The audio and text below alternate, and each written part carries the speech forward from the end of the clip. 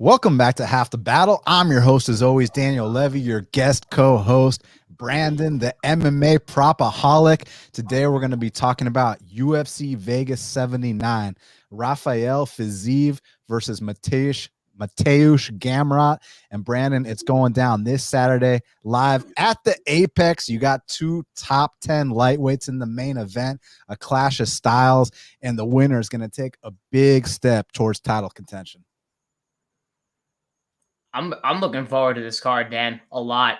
I really like the violence perspective on this card. I really think there's some good betting spots. I have a pretty good amount of action already, and it's only Wednesday in the week so far. And yeah, I'm ready to jump into it whenever you're ready to jump into it, man. Well, I'm ready right here, right now. So let's not even waste any time, because in the main event, we got Rafael Fiziev. He's 12-2, taking on Mateusz Gamrot, who's 22-2. Unbelievable records on both sides. And currently, they got it. Rafael Fiziev minus 150. The comeback on Mateusz Gamrot is plus 130. Honestly, Brandon, this is one of those fights that they run it 10 times. I see a different outcome every single time. So in instances like that, I mean, I tend to go with the underdog. You line Fiziev the dog, I'm going with him. You line Gamrot the dog, I'm going with him. And I think there's instances where it can be a close back and forth fight. I think there's instances where either guy can dominate. It just depends who shows up on the night. And I know that that's a boring thing to say. I know the fans don't want to hear that. I know that they want, me to plant my flag, but I really think that's the truth here. Yeah, so do I. I mean, you got two great fighters. I mean, basically, Fiziev, if he beats Justin Gaethje, he possibly could be the next title contender after the winner of Oliveira versus Makhachev. And then you got a guy in Gamrot who's going to try to get to the fight to the ground. He's a really good wrestler. I don't really like his control, but I mean, if he's going to want to stand with Fiziev, he's going to really have to provide himself and get his jab going, because Fiziev does tend to struggle a little bit with the jab, because that's how Gaethje kind of beat him in the last 2.5 minutes of that fight. But yeah, man, striker versus grappler matchup, and it's a 5-round main event, and it's a good way to close out the 16-week event run that we've been on, man. It's been 4 months of fights, and I've really enjoyed it. But man, a break's coming up, and this is a great fight to get on that break, man. So I'm really looking forward to this one, man. Yeah, no doubt about it. So what's interesting is we know Fiziev has 90% takedown defense, and we know Gamrot's taken down every single opponent he's faced, win or lose, inside the octagon. And it's not just anybody that he's taken down, Brandon. I'm talking about 6 takedowns landed against guys like Arman Tsarukyan. And on the flip side of things, Arman Tsarukyan went 1 for 8 on takedowns against Gamrot. So Gamrot isn't just good offensively, he's good defensively too. Against a guy like Beneil Dariush, takes him down 4 times, attempts 19, which is a big deal in my eyes, because some might look at it as, well, he's not as accurate with his takedowns. I look at it as, this guy can go all night. He can keep going and going and going. And I talk about this often. These guys that can attempt takedown after takedown after takedown and not get discouraged, they're matchup problems, especially when you're going up against a guy like Fiziev, he's very fast twitch. He's very explosive. He's dynamic. I mean, if these guys are going to just do, a 30-meter dash or whatever, Fiziev's winning that. If it's about who's got the higher vertical jump, Fiziev's winning that. He's a much better athlete, but with that athleticism, with that fast twitch, I mean, there's a risk and a reward, and you have seen in some of these fights, whether it's the Gaethje fight in round 3, whether it's the Bobby Green fight in round 3, he does tend to slow down a little bit. And the thing about those two fights is they both took place in Fiziev's realm, which is standing. There was no grappling threat in either of those fights. So here, what I'm interested about is, I definitely think, Fiziev's he's gonna not only stuff some of these takedowns, but he's gonna look good doing it. He's gonna be balancing on one leg. His balance is absolutely insane. He might even make Gamrot look kind of silly at first. But what I'm wondering is, when that 3rd, that 4th, that 5th round rolls around, and let's say Gamrot hasn't been knocked out or severely compromised, what's Fiziev going to look like there? Is that when Fiziev's going to finally concede that top position and Gamrot can finally work? Because it's easy to say, oh, well, he's a wrestler and Fiziev's a striker, and just leave it at that. But it's not that simple. Gamrot has a very interesting style of wrestling. He does something that's very unique in MMA, which is the low single. That's something you often see in college wrestling, and it's a lot easier to do in college wrestling because they got shoes on. But in MMA, you don't often see guys going for low singles. You see, like, for example, when you watch Rafael Fiziev against RDA, which I bet 5 units on Rafael Fiziev in that spot. He stuffed a lot of takedowns, but RDA is going for traditional single legs. He's going for traditional double legs. To have a guy going for that low single, that's a different look that I'm not sure Fiziev has seen yet, and he's going to have to make in-fight adjustments to address it, Brandon. Yeah, I mean, I think it's going to be the movement of Fiziev early. I think he's really going to have to get the hands going early because I know he does like to throw a lot of body kicks. He likes to switch stance body kicks. And I know Gamrot, when he actually goes to his wrestling, he really likes to do it in the southpaw stance because I remember Cormier was talking about it as if you're in a southpaw and you're doing all these like single leg takedowns, it's actually easier to get to the leg. And Fiziev really didn't go to the leg kicks against Gaethje because he did feel Gaethje's leg kicks early. I mean, we know Gaethje probably has the hardest leg kicks in the division. Fiziev to stun Fiziev like that and to kind of stop his kicking game was really good for Gaethje, especially early because he was able to beat him with the hands later in the fight. And yeah, obviously Gaethje was able to take him down, but obviously it was in the last 7 seconds of the round. Fiziev didn't expect it, but you know, I think what Fiziev's really going to have to do in this fight is he's going to have to attack the lead leg of Gamrot early. He's going to really have to lateral cage and move away from Gamrot. I don't really think he should just stand toe with Gamrot. I don't really think he should like pressure him early because if he pressures him early and he uses a lot of his movement and he uses a lot of speed early because this guy is very explosive with his strikes, especially early. And we've seen him in the third round, as you said, Dan, against Bobby Green. He tended to fade. I mean, Bobby Green threw 74 significant strikes in that third round. So he came out with a lot of output, and it was just stunning Fiziev. And in the RDA fight, like RDA was going for all these takedowns. He was able to get a nice double leg, I think, at the end of round 4, holding Fiziev down for the last minute. And Fiziev, the corner, was like, yeah, man, you got to come out. You got to just keep moving. Throw your hands. Like, he's literally there to be hit. They are actually telling him to kind of hit Fiziev, to hit RDA on the chest, because they thought it was just gonna like kind of just slow down his cardio so he doesn't keep shooting takedowns. So him getting hit in the chest makes him think more about shooting these takedowns and exhausting his energy. So Fiziev came out and knocked him out in the 5th round with the same left hook that he knocked out Moicano in that first round. And the speed behind that left hook, 20 minutes into the fight with the wrestling, it looked really good. But dude, as you said, man, I mean, Gamrot's wrestling is paced. It's crazy, man. But in the Turner fight, dude, I know he was dealing with like a 7-inch reach disadvantage, but whenever Turner was hurting and after the takedowns, Turner was throwing knees every time in the clinch. And that was really making Gamrot kind of think of how far he should really be shooting out from these takedowns because he shoots from really far out. And against a guy like Fiziev, he's going to be able to make those reads early. So I mean, I bet Fiziev here. I have him at minus 150. I bet him last night. I didn't get minus 130. I would have really liked minus 130, but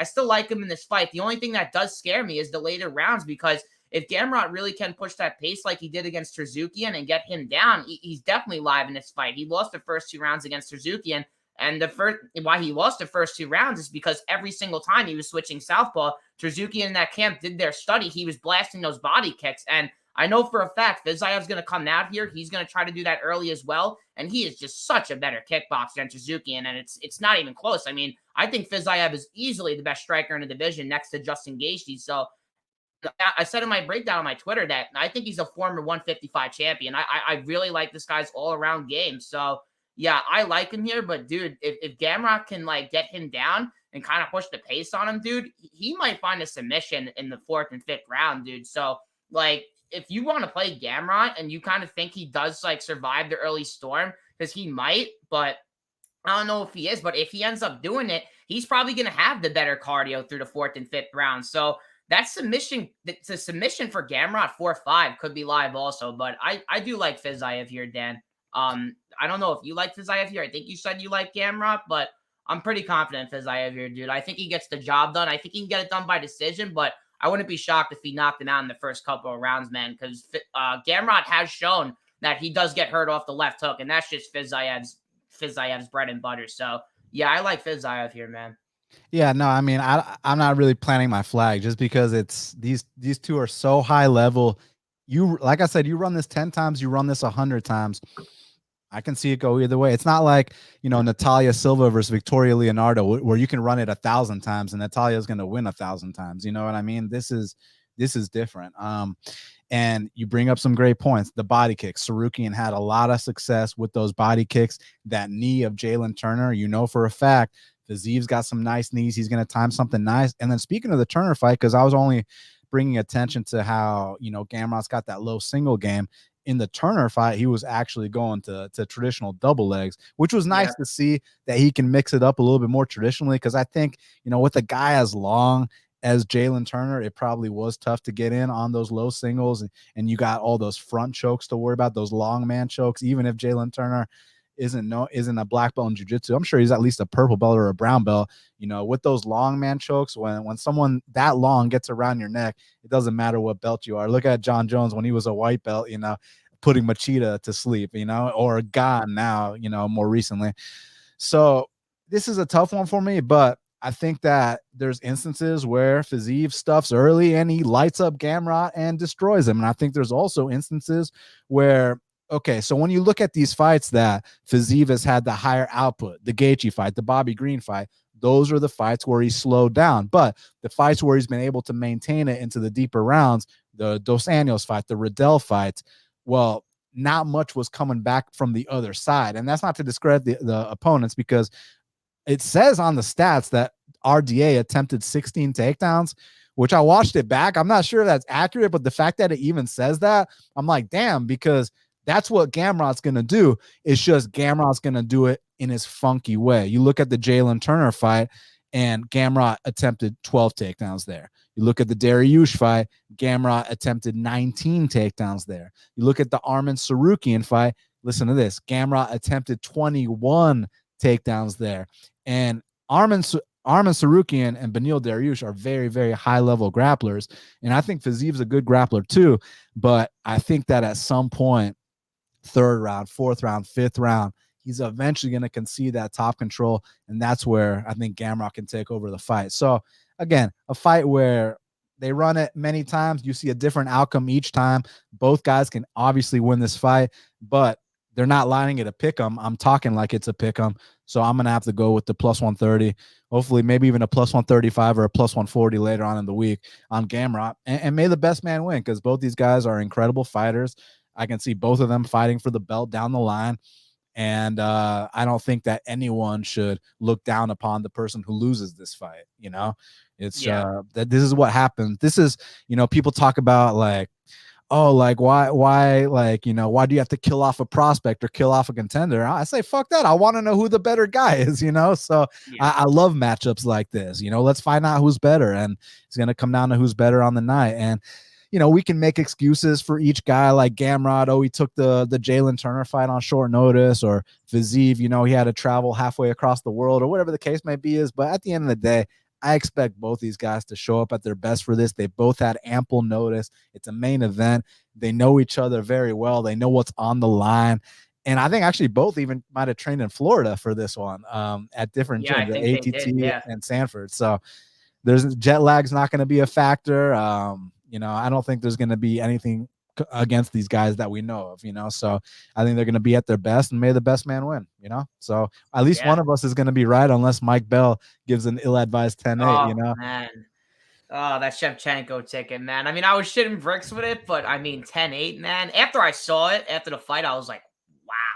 I mean, I've seen it all after that one, man. I that's a good way to put it, right when I thought I've seen it all. Now I truly have seen it all, It's unbelievable. So co-main event of the evening in the featherweight division, we got Bryce Mitchell. He's 15-2, taking on Dan Ige, who's 17-6. Currently, they got it Bryce Mitchell minus 200. The comeback on Dan Ige is plus 170. Another interesting matchup. Not quite a similar dynamic to the main event, but we know what Mitchell wants to do, right? And don't get me wrong, let's not sleep on his striking either, because he does have some very unorthodox side kicks. He had Barboza so worried about the takedown that he dropped him with a straight punch.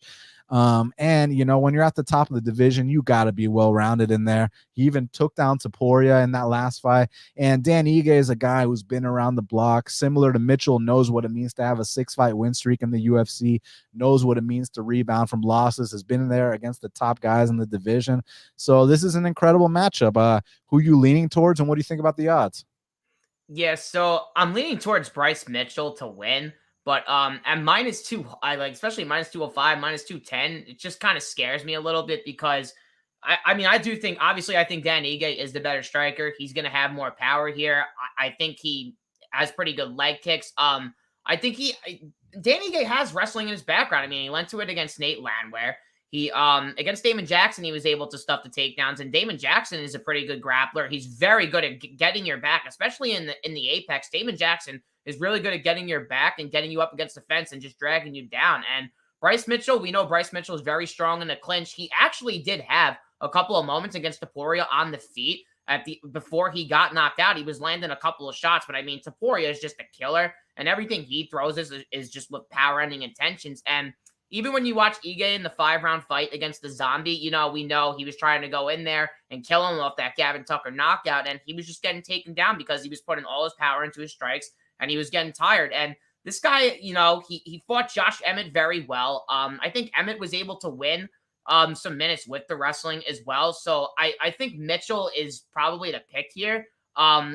I mean, it's just -200. It just scares me. I would have liked -140 way more. So congrats to the people who backed him at -140 because I really like him at that price. But Dan Ige is definitely live here, man. He's seen it all. And when I was just like, I was shocked that I was going through his Tapology that this guy's only 32 years old, man. I mean, he's been in the UFC now, I think for about, if I could be mistaken, 8 to 9 years. If I'm wrong, maybe since 2016 he's been in there. But yeah, man, this is a great fight, great co-main event. I'm picking Bryce Mitchell. I do think his sub prop does have some value because I mean this guy is obviously we know like Dan Ige, he's a black belt, but I mean when Bryce Mitchell's on the ground, man, this guy is constantly passing positions. He's constantly hunting submissions. He's not just sitting in guard. He did it with Barboza because he didn't want to go back on the feet with Barboza. So I don't really know what's going to be the case here with Ige, but I don't think he's going to want to stand with Ige, man, especially after coming off a bad knockout. And I know with Bryce Mitchell's Instagram recently, you know, he's with Trevor Peek. He's with all the Trevor Peek, and he's having this whole thing with his girlfriend too. So I don't really know where his head's at. So I just think -200, like I wouldn't lay it, but I am picking him to win because there are some questions about Bryce Mitchell coming into this fight. I don't know how focused he is with his outside information going on, dude. And he's coming off a pretty bad knockout against Topuria. I know Topuria is the next title contender, but still coming off a bad knockout. He took a lot of damage. And this guy's striking defense, man, he doesn't move his head. He eats shots. He really relies on his toughness just so he can get you into clinch, body lock, throw you, take you down, and then pass position. But yeah, if he gets a wrap at Ige and he gets him down, he's more than likely going to control him for the round. But I on the feet, I like Ige here. So honestly, what I'm thinking about on a betting perspective, I'm a little bit curious to see what both guys by split decision are, because I think this is going to be a really close fight. I think Mitchell's going to win a bunch of control time. He's going to win a bunch of minutes. And I think when this gets on the feet, Dan Ige is going to come out like a bat out of hell. And I think he's going to win moments. I think he might even drop Mitchell in this fight. So yeah, I like fight 10 by split, but I'm picking Bryce Mitchell to win, and I'm picking him to win by split decision. What do you think about that, Dan? Yeah, just to respectfully correct you. So Topuria landed a knockdown, but he actually finished him with an arm triangle. He didn't knock him out. But I mean, point taken. He landed a bunch of damage. He landed a knockdown. He beat his ass. So, I mean, everything you said is valid there. And then in the Emmett fight, what was interesting was Emmett actually dropped Ige, but Ige was the one that took down Emmett, interestingly enough. And a lot of people thought that Ige might have squeaked by that Emmett fight, that there was an argument that he could have won that fight. But when you look at that 3-fight skid he had, I mean, you're dealing with the Zombie, who's a legend in the sport. Emmett, who at the time was, you know, one fight away from a title shot. You know, Movsar Evloev, who I think is an absolute phenom. I mean, Movsar is 17-0, and people like to give him shit about that Diego Lopez fight. Well, now you guys see how good Diego Lopez is. And those same submission attempts that Diego Lopez had on Movsar, they're going to get a lot of other people, but Movsar Evloev is a different animal, and do not be surprised if you guys see Movsar Evloev fighting for a title at some point in the next year or two. So, and so Movsar took him down 9 times, and that was the fight that I wanted to watch the most because I wanted to see, you know, well, considering Ige is going up against Mitchell, I want to see what happens in a fight where he gets taken down 9 times. And what I took away from that fight was, wow, Evloev is a phenom. That's really what I took away from it. It wasn't even about what Ige did wrong. It was just, man, you were just in there with a much better man. And I'm pretty confident saying that Evloev would run through Mitchell as well. But back to this, I mean, so when Ige got back up against Evloev, here's the issue. So he was able to get back up to his feet, but Evloev was able to keep that body lock standing. So I'm questioning if he gets back up to the feet, is he going to be able to create separation against Mitchell, who I don't think, you know, I know he doesn't look as strong, but he's got that farm boy strength. So he probably is a little bit deceptively strong, but I just don't know if he can chain it together as well as a guy like Evloev can. And now Ige's got his confidence back, which is really, really important. Confidence goes a big way. It goes far in this sport. And it's nice to see, you know, Ige coming off 3 losses compared to Ige now coming off 2 very dominant wins. You know, he feels like he's back in the mix because before it's like, wow, you're fighting for your job. Now you're fighting for a top 10 spot in the world. So I feel like he's back. He's in a camp that has a lot of momentum. They got the champ, Sean Strickland. So they know what to look out for. It's just, can they stop it? That's the big question here, because back to like what we were talking about with Gamrot, Mitchell is one of those guys that's going to attempt a ridiculous amount of takedowns. You go to the Barboza fight, he didn't even have to, because all 4 takedown attempts he had, he landed 4 takedowns. Barboza wasn't able to stuff. But you go to a fight, for example, against him and Feely, and he attempted 13 takedowns, got 7 of them. So at least with Mitchell, you can count on him to reliably go for takedown after takedown after takedown. With Ige, the big question here is he going to be able to consistently stuff? And if he can't, will he be able to get back up from bottom? That's what I'm wondering. Because on the feet, again, you can't discount Mitchell. You know, he did, like I said, he had Barboza so shook about the takedown that Barboza drops his guard, gets caught with a punch. Also has that kind of awkward side kicking game. But man, I think that Ige is the much more physical guy here. And I think that contingent on him not being neutralized for extended periods of time, I mean, I think that he does have the capability of hurting Bryce Mitchell here. And I don't think that Ige is, you know, some novice grappler himself. I don't think he's never been submitted before. He's been in there with some real killers. And I've seen him in deep choke attempts like that Mirsad Bektic fight with that arm triangle. And he was able to gut it out. So he's a very tough guy. But then you have seen spots like against Zombie where he did give up his back multiple times. But I feel like Zombie's a guy that doesn't get the credit he deserves. Zombie's a guy that submitted Dustin Poirier. Zombie's a guy, you just see the fight he had with Max Holloway on his retirement fight. Like Zombie is a legend for a reason. I know a lot of newer fans don't appreciate him, but the guy, like, he's got a reputation for being a brawler, but he's got a lot of technical shit too. Do not sleep on the Zombie. So I think that this is an honest fight. So therefore, you know, like if you got in at minus 150 on Mitchell, okay, good job. You beat the line by 50 cents. You did your job. But now at minus 200, we're looking at a completely different fight. And I'm hoping at this plus 170, plus 180, where I might take a 1 or 2 unit shot, that Ige get me to a split decision. You know, if you knock him out along the way, great. But get me to a split decision at these odds, and I feel like I made the right bet. So I haven't bet anything on this card yet, but that's something I'm eyeing there. So let's see what happens. I'm gonna go with Ige here. Yeah, I don't hate it, man. I mean, do you bet point spreads ever? Like, because I think it's plus 3.5 is actually pick 'em in minus 110. So basically, you would just need him to win a round on all scorecards and not have him get finished. Yeah. So back in the day, point spreads were a big thing on 5 Dimes. You know, you remember what happened with 5 Dimes? They shut down. They went under.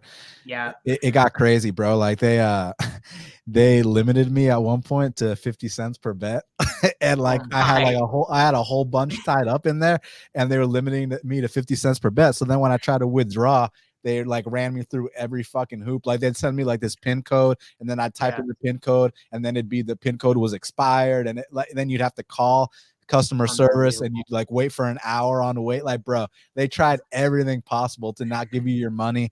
And then when you deposited a bunch of money, they limited you to 50-cent bets. It was crazy. But the reason I brought that up, I went off on a tangent, was because they used to offer those point spreads. And one thing I've always said, and I'm glad you brought that up, Brandon, is that just like point spreads are available in all major sports, they should absolutely be available widely in MMA as well. So have you seen them? I haven't really checked, but have you seen them like on Bet Online and stuff like that? Yes. Yeah, they're on Bet Online. I actually have 2 point spread bets for this card that I'll be talking about, and they're on DraftKings as well. But in New York, they actually don't have it on DraftKings. So shame on you, DraftKings. Please give us New Yorkers point spreads. But yeah, it's on Bet Online and it's on DraftKings. I don't know what state you're in. I know you're an Atlanta Braves fan, so I think you guys have it. I think you guys do have it. Yeah, So no, I mean, there's certain things we can do to work around it to make sure I get access to it, of course. But yeah, no, it'd be nice to have money line, over under, point spread, yeah, just like with all major sports. So yeah, no, and I feel you on that because you get, a plus 3.5 at a decent price. And I think that's not only a good bet for someone like Ige, but for some of these other underdogs. Fletcher's yep. coming up on the card. He always wins around in all his fights. So so we're gonna talk about that, and I'm glad you brought that up. I guess I just need to pay attention more because for the longest time, Five Dimes was the only book that offered that, and it was kind of like a taboo like prop, whereas it should be something that's widely available, just like it is with every sport. So I'm glad you brought attention to that, and I'm gonna open my eyes more now that that's something that because not only that, but even like just props in general, it used to be a thing where like you could only get down like $50 on a prop, right? Or like Oh God, I would. Oof. or like you could only get No, down man, like that gets me. I'm a prop like guy. like 10 to $100 on a prop, right? So like when I was first starting out, dudes would be laying like $10 on props and then act like they were up 100 units. So like Wow. you would like be calling them out. But now times have changed where you can actually get down a good chunk of change on props. So I'm glad you're bringing that to my attention regarding the point spreads being like a more widely available thing now.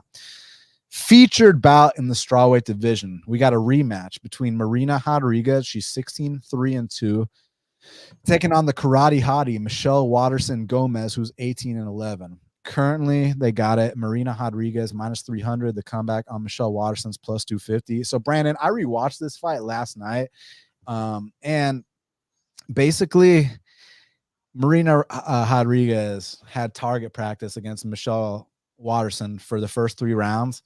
And then in the 4th round, what happens in almost every single Marina Rodriguez loss or draw happened.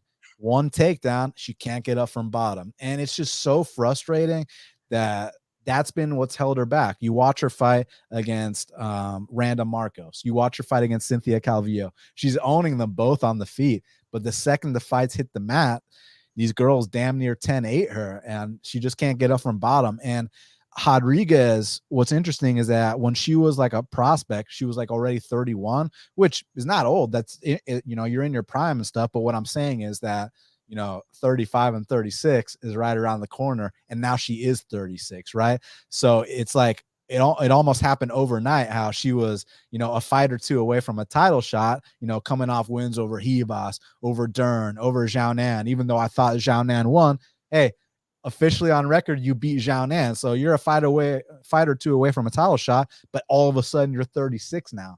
Pretty crazy. Luckily for her, on the other side of things, Michelle Waterson is pushing 40. She looks great. I love me some karate hottie, but she is pushing 40. And what I've kind of always described Michelle Waterson's style as, I think she brings 3 things to the table: a good sidekick, a good head and arm throw, and she's very good looking. And I think that's about the extent of it, man. And I mean, that's a little tongue in cheek. She does have, man, she was getting up some sidekicks to the head against Marina the last time. And when she did get on top, Marina could not get back up from bottom. Even when Karate Hottie fought Joanna Jędrzejczyk, she took her back at one point in that fight. But besides having that one big moment, Marina Rodriguez, the volume difference is insane.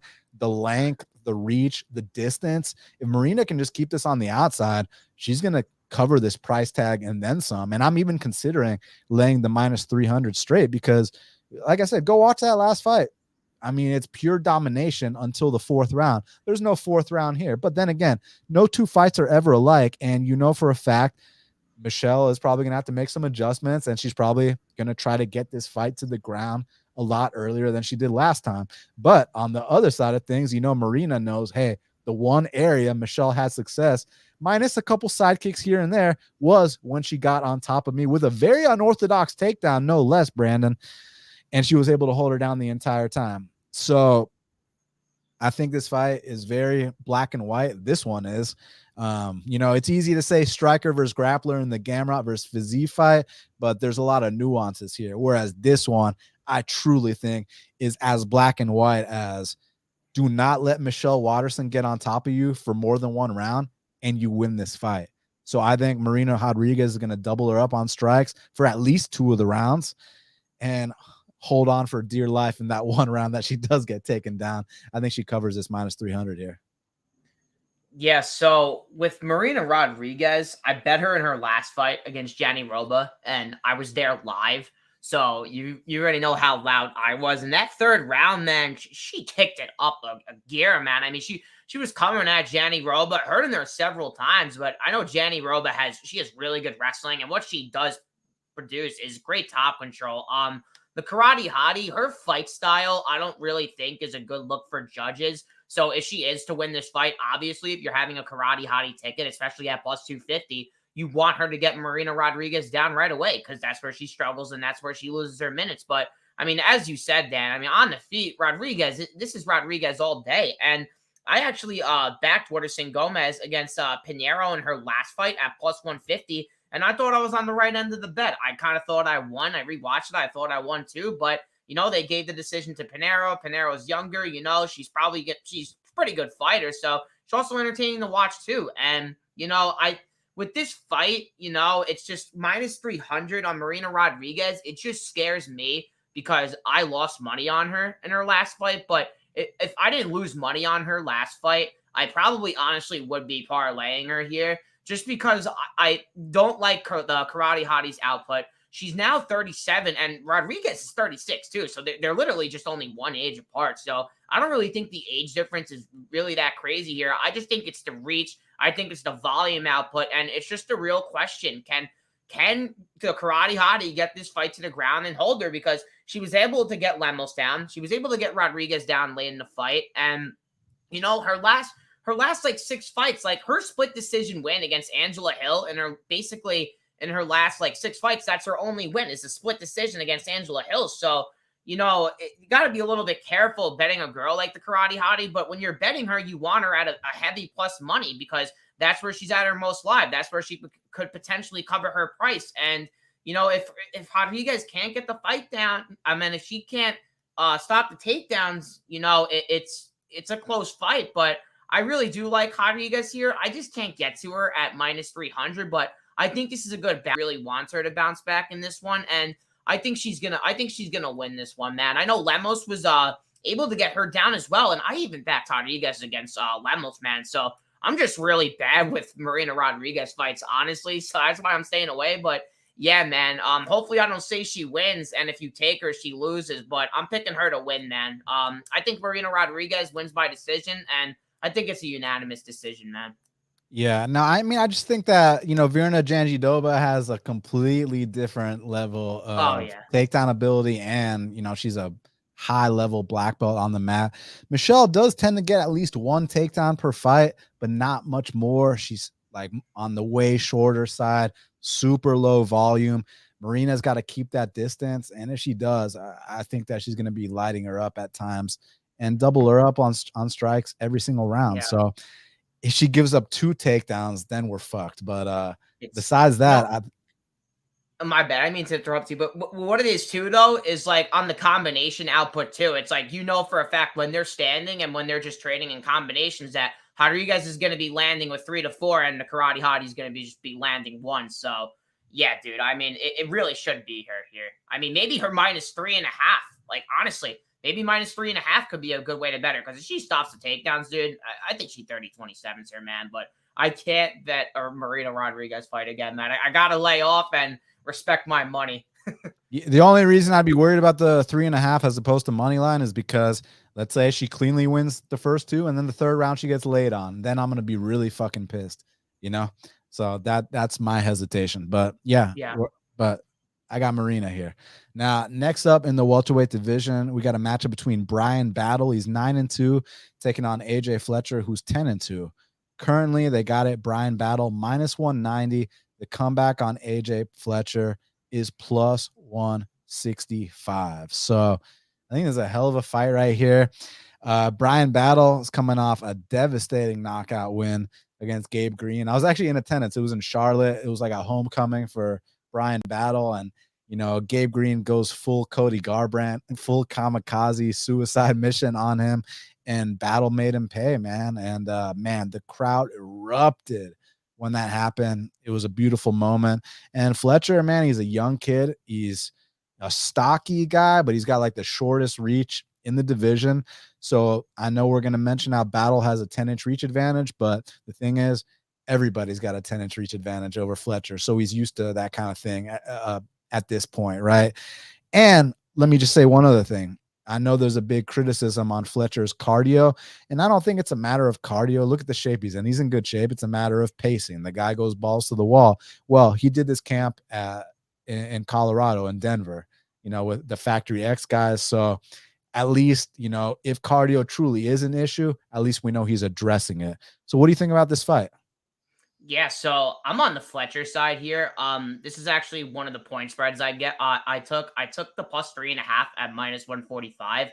I just really like Fletcher here, dude. I like his boxing. Like, as I said on Twitter, like, people were like, you really think Fletcher's the better boxer than Battle? And yeah, I do. I don't really like Battle striking, if I'm going to be quite honest with you guys. Like, he's always on his back foot. The guy literally has a reach advantage and kind of in like some of his fights, in his past couple of fights, and he's just backing up and he's just kicking, and he's not really throwing his hands. When he throws his hands, he's basically like waiting to counter you when you overextend on your combinations. And I really like Fletcher's pressure, man. I mean, to say that he has bad cardio, I don't know why people are saying he has bad cardio. The guy fought in elevation and almost finished one of the more durable welterweights, like even Losa. Like, Losa is extremely goddamn durable, and Fletcher almost got him out of there. He went like a bat out of hell and tried to get him out of there, and he gassed himself out. And Losa was able to take him down and win a couple of minutes. And I really like Fletcher's wrestling as well. I think he has great wrestling. I like his control. I think he's very explosive as well. He's very explosive with the double legs. And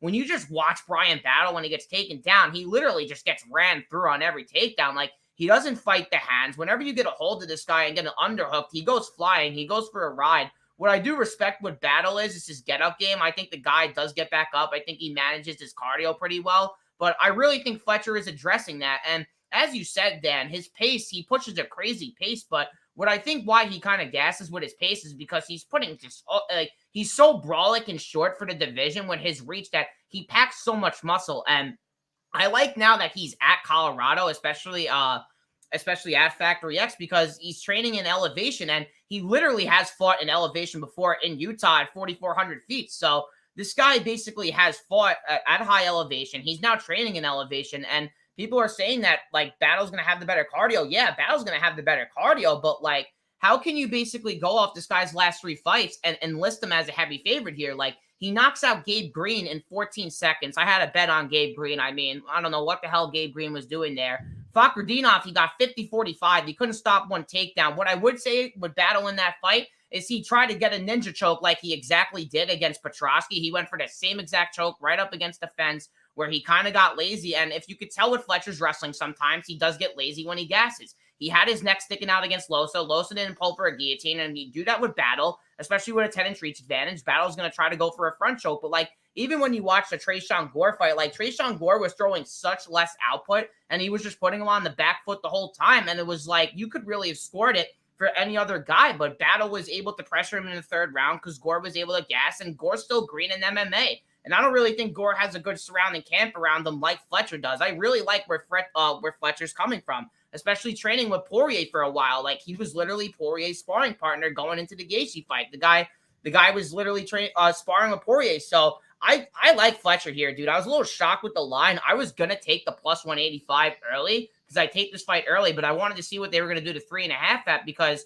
I could see Fletcher tiring out in the third round, maybe drop in the third round. But man, I think he wins these first 2 rounds. I think he wins a bunch of minutes. I think he gets ground control. I think he actually hurts Battle in the first couple of rounds. I think he's going to close the distance. And Bryan Battle hates pressure, man. He hates pressure. And he gets a 40-second knockout against Sato. And then he gets a 14-second knockout against Gabe Green. And beats Tresean Gore and gets 50-45 by Fakhretdinov and beats 30-24.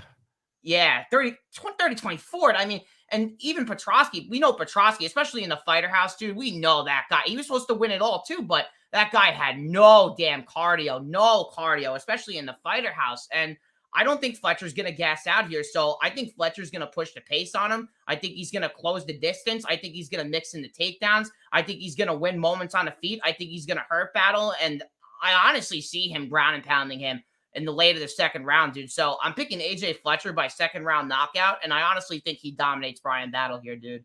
So give me AJ Fletcher by second round knockout, ground and pound.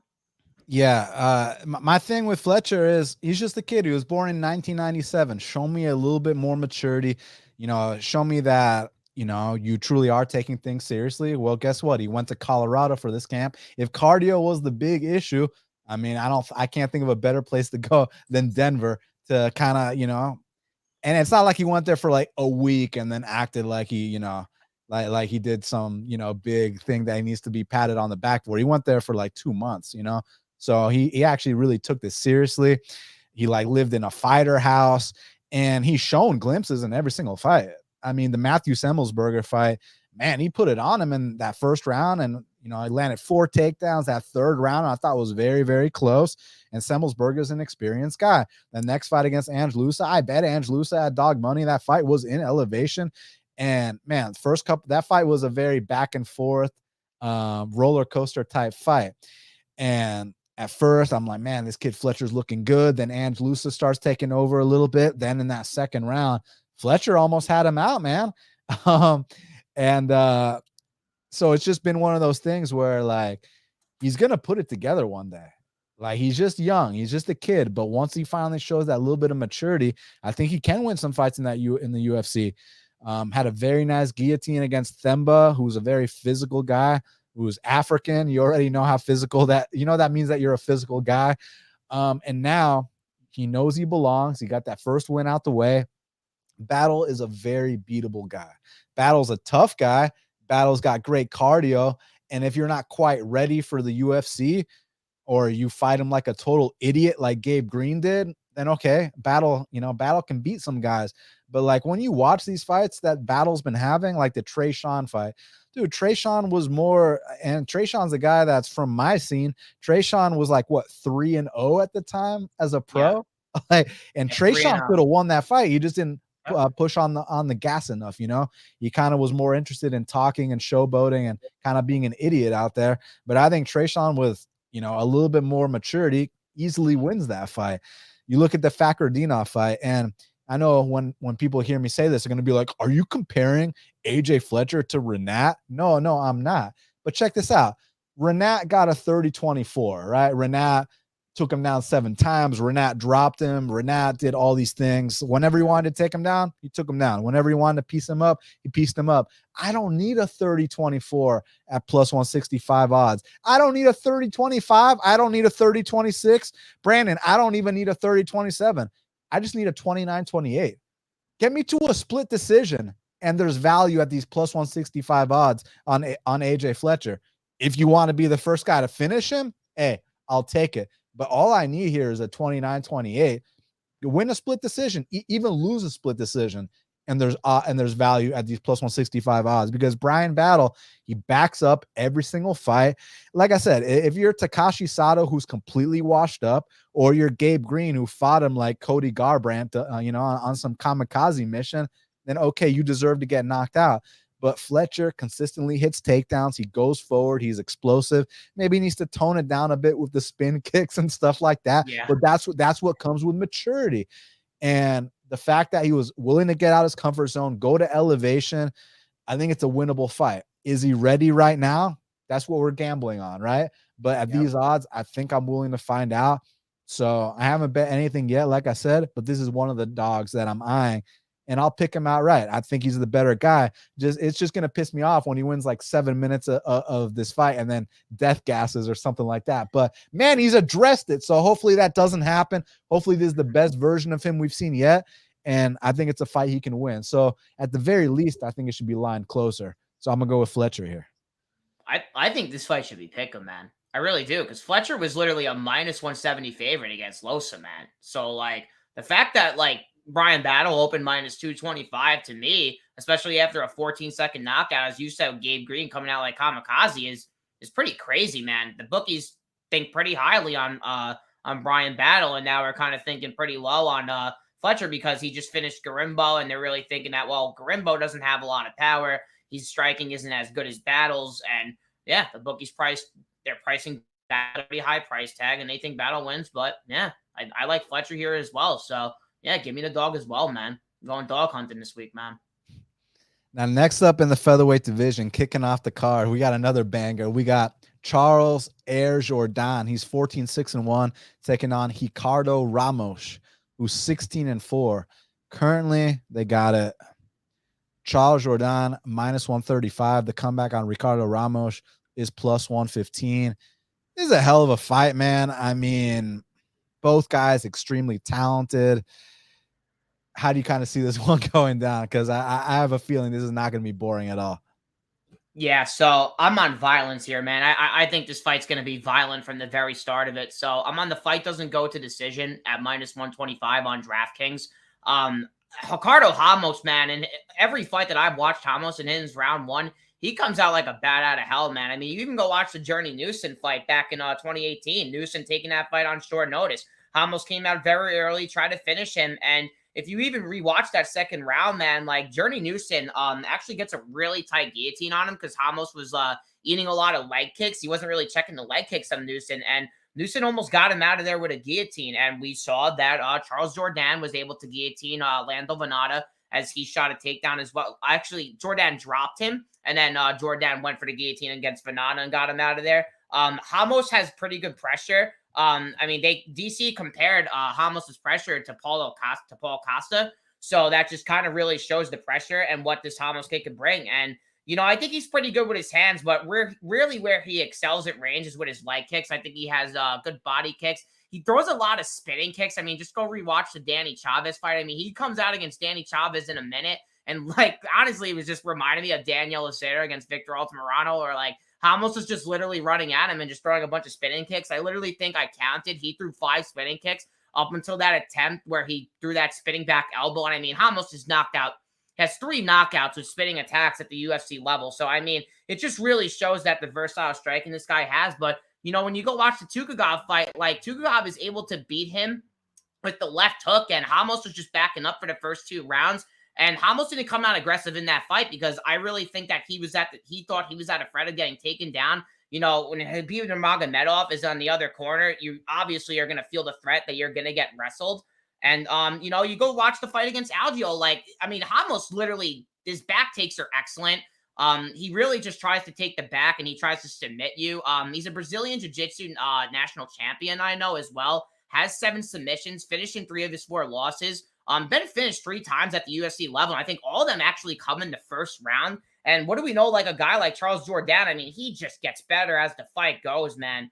I mean, when you progressively watch this guy from the Marcelo Rojo fight back in 2021, leading up to the Andre Ewell fight, to the Shane Burgos fight, to the Nathaniel Wood fight, like this guy's his volume increases in the couple first rounds. And with Burgos, like Burgos was able to get that body triangle on him and hold him down. He actually almost submitted him. He had a very tight squeeze on the neck where Keith Peterson was actually almost stopped the fight at the end of the second round where he was about to actually call it, but Jourdain was able to not tap. We know Jourdain is tough as hell. He's probably not going to tap anything. You're probably going to have to, he tapped out to Julian Erosa on a Darce choke. He wasn't going to tap out again, but you know, I think this is a good fight for both guys. I really Ramos coming out in the first round, really trying to get the grappling going early, as we saw in the Algio fight. And as I said, in the Tukagov fight, when Nurmagomedov in the corner and Tukagov's wrestling, I don't really think that was the game plan from Ramos. And you saw it in his last fight as well. He didn't go to the wrestling at all. And Ramos had a horrific weight cut. I know he missed by like 7 pounds coming in against Lingo. Just such a winnable fight.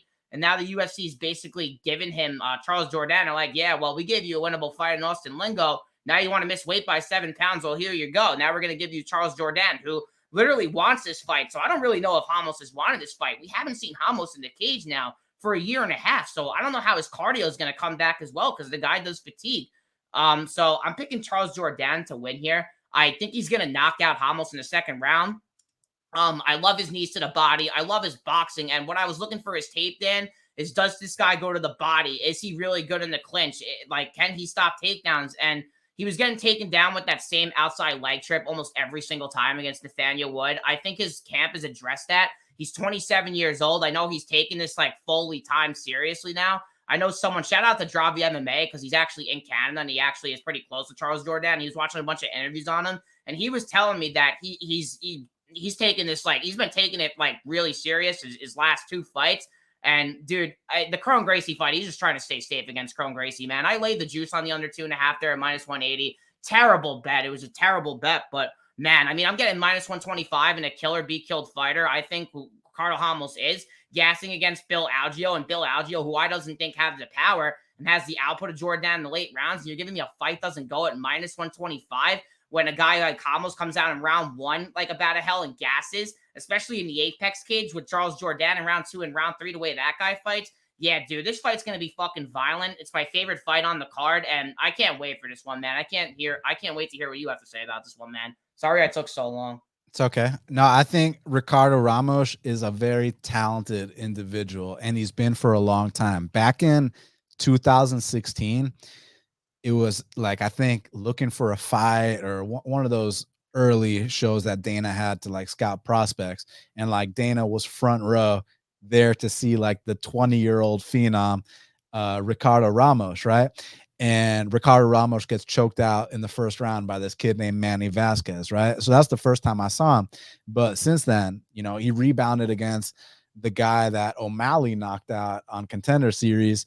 And then, so he only had that one win, then he gets signed right away because the UFC wanted to sign him off the jump. They heard about this young phenom, and that's what he is. He is a young phenom because from time to time, like you said, he's got 2 wins in the UFC via spinning back elbow. You understand what I mean? Crazy. And then when he takes guys' backs, I mean, he resembles like a young Charles Oliveira.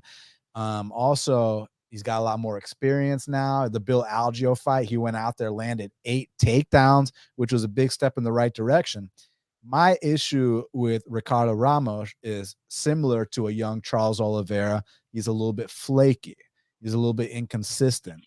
And it's one of these things where one fight, he looks like, man, this guy is going to be a future top 10 guy.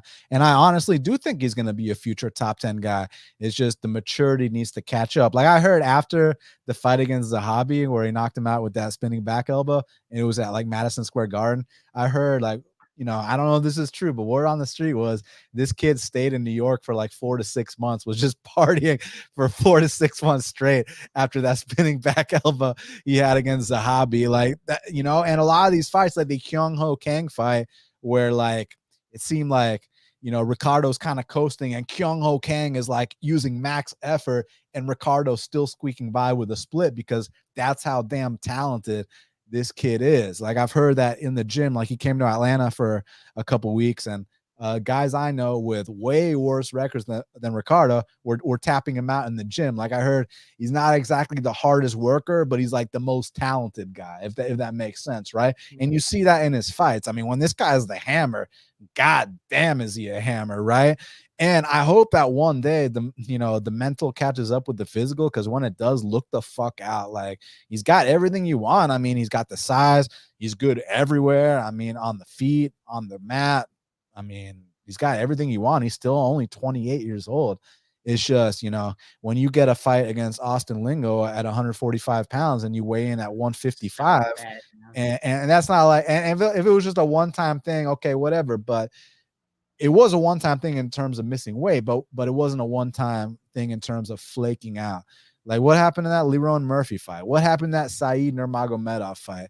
And I actually thought he showed some maturity in the Zubaira Tukhugov fight. You know, he lost the first 2 rounds, came on hard in that 3rd round. But you also got to take into consideration that Zubaira post USADA. So to me, I'm not sure when this kid's going to finally put it together. The last time we saw him, you know, he had 0 respect for Danny Chavez. So like you said, he comes out there and throws like 10 spins in 10 seconds because, you know, he gave no fucks about a guy like Danny Chavez. And when he sees no threat whatsoever, he's going to do stuff like that. But there's going to be a threat coming back at him with Charles Jourdain. And Charles Jourdain is a slow starter. He's one of these guys that you'll circle on the outside, kind of see what you bring to the table. You'll throw a lot of kicks to your arm, kind of get you to possibly break your arm, but at least get you to drop your hands. Then you'll try to find something upstairs. I think his grappling has been getting better. Not the takedown defense per se, but he's very good at not getting submitted. You talk about the Erosa fight. Listen, man, that was a fully locked in Darce choke. And I know firsthand that one of those chokes, it doesn't matter how tough you are. When that shit's locked in, it's either tap or nap. And that's just the bottom line. So I don't really hold that against him. And we also know with Julian Erosa, it's the same story every single fight. Everybody drops Julian Erosa in the 1st round. But the guys that don't finish Julian Erosa after dropping him always end up losing. I don't know what it is, but like, look at Sean Woodson, right? He drops Julian Erosa, doesn't finish him. He ends up getting finished. Same thing with Jourdain. Nate Landwehr drops fucking Julian Erosa in like the first 10 seconds. He ends up getting finished. It's crazy how it works. So for all the fighters watching, when you get Julian Erosa hurt, close the show, because for whatever reason, this guy will come back if you don't close the show after you initially drop him. But with Charles Jourdain, I think that, you know, we were speaking about maturity on the other side. I think we're seeing some maturity from him. I know the Nathaniel Wood fight, you know, it wasn't the best look. I also think that was a really bad matchup for him. But I thought prior to that, I thought he arguably beat Shane Burgos. Like, if we're judging fights based off damage, then he clearly beat Shane Burgos. He beat the shit out of Shane Burgos. And that was one of the first fights where we started to think that, hey, man, maybe Shane Burgos is slowing down a bit, you know? Maybe Shane Burgos isn't quite, you know, a future top 10 contender like we once thought. Maybe Shane Burgos, and I love Shane Burgos. Really nice guy. Love his fighting style. Came to my gym. Super cool guy. But, you know, I bet on Clay Collard at dog odds against Shane Burgos recently, right? And that Crone Gracie fight, I thought he showed a lot of maturity. I know Crone Gracie fought like an absolute idiot. I know that Crone Gracie fought like it was like I was UFC. there live, man. They were, oh man, he was getting every word thrown at him, man. Because I was in section 12, dude. Everyone was throwing words at him, man, and the corner as well. Yeah, like he was fighting like it was UFC 1, like it was UFC 2, like it was ridiculous, man. But listen, Charles, he could have been stupid about it. He could, but he didn't. He came in with the right game plan. He was disciplined for 3 straight rounds, and I think he's had some moments here and there, like a lot of these fights, kind of slow starts, but he tends to turn it on in that 2nd and 3rd round. And here, I mean, as long as he doesn't get choked out early, I don't think he's going to get spinning back elbow knocked out. I mean, if he does, holy shit. It's just you can't ever count out Ramos because, like I said, he really is that talented. And one day I do think he's going to put it together, and I do think he's going to make a run. But right now, I think that Charles is a little bit more consistent. I know that sounds kind of weird saying that, you know, considering he's 1-2 in his last 3, but you also got to look at who he's been fighting. So I'm gonna go with Charles Jourdain. Like, I know what I'm getting out of Charles Jourdain, whereas I don't know if I'm gonna get the phenom Ricardo Ramos, or I don't know if I'm gonna get the Ramos where one little hint of adversity and he's ready to go home. You know, like I said, like a old Charles Oliveira, where, like, you remember, like, one fight you get a cap slicer, the next fight, you know, he'd be getting knee barred, you know, stuff like that. Like, he'd be getting choked out by Anthony Pettis at 145. Like, he'd miss weight by 11 pounds against Ricardo Lamas, excuse me, and get choked out there too after dominating the 1st round. So, and then eventually the mental caught up with Charles and he went on that title run, and look at him now. I'm waiting for that to happen with Ricardo. And once it does happen, we're going to ride that wave. But until that happens, I got to go with Charles Jourdain in this spot, and I'm going to pick him to win here. Now, next up in the bantamweight division, we got the main event of the prelims. We got Miles Johns. He's 13-2, taking on Dan Argueta, who's 10-1. It says 9-1, but between you and me, he's 10-1 because Ronnie Lawrence had his hand up ready to tap, and then Keith Peterson just hopped in a second too early, but that fight was all but over. Currently, they got it. Dan Argueta, -170. The comeback on Miles Johns is +145. I know you have a bet on this fight. I don't, so take it away, my friend. Yeah, so this was actually the first fight I ended up taping because I looked at the line and it kind of shocked me because I did bet Dan Argueta at +175 against Ronnie Lawrence and had the submission at +1200. Thank you, Keith Peterson. But yeah, I really like Miles Johns here, man. He's more battle tested. He has terrific takedown defense. You know, he was literally on the I think it was his high school wrestling team. He was literally a captain as a ninth grader. So I mean, the guy has the background, and you know when you look at a guy, sorry. Who was the captain at 9? I think Miles Johns was. Oh no shit, that's badass. Yeah, he was a captain as a freshman with his wrestling team. I think it was Chapman, I think it was called. But dude, the guy is really good boxing, man. I really love his boxing. I love his takedown defense, dude. And what the guy really does bring is power. And I know Argueta's gonna bring the pressure. He's gonna bring the volume, and his takedowns, like. I don't think Argueta's wrestling is honestly all that great at what people are saying. Like, you go rewatch that Diego Silva fight, man. Diego Silva's takedown defense on the regional scene. I mean, Augusta Win can take down Diego Silva. And what is Diego Silva able to do in the first 3 rounds? He's able to hurt Argueta. Argueta's a -500 favorite, guys, coming into this fight, hurting him with a bunch of knees in the clinch. Argueta's blocking punches with his face, and Diego Silva was probably up 2-1, and then Argueta was able to break him. It was a 5-round fight. Diego Silva was just playing off his back. He ended up gassing. And, you know, when a guy like Miles Johns, you know, I like his power as well. The guy's really explosive. And for Argueta to get the takedowns, he's going to have to try to close distance. And he closes distance and just eats shots with his face, man. I mean, even like Damon Jackson, I know he's able to wrestle him for the first couple of rounds and hold him, but Damon Jackson was so tired. And what do we know with Jackson in round 3 is he was piecing up Dan Argueta in the 3rd round. Like, this guy was piecing him up in the 3rd round. And this was Damon Jackson tired. And Miles Johns is a really good counter striker. He's going to be landing the bigger shots. Miles Johns is still 8-0 in decisions. Like, the guy is 8-0 in decisions, and this is Argueta's biggest test to date. And Miles Johns, man, and I'm going to say this now, guys. I'm very high on Garrett Armfield, and I think Garrett Armfield is a great all-around fighter. I think Garrett Armfield has very, very, very underrated boxing, and I think he's going to be a problem in the division. And Miles Johns has been putting in a lot of work with him. I think Miles Johns' hands are going to be very well here. And with the Vince Morales fight, he took the Vince Morales fight on 2 weeks' notice and didn't even have his normal corner in his corner. He didn't have his coaches. He literally had his dad and his brother. So I see people giving him a lot of shit for that because he was so low output. But he did what he had to do. He won that fight, and I put 1 unit on Miles Johns at +185, man.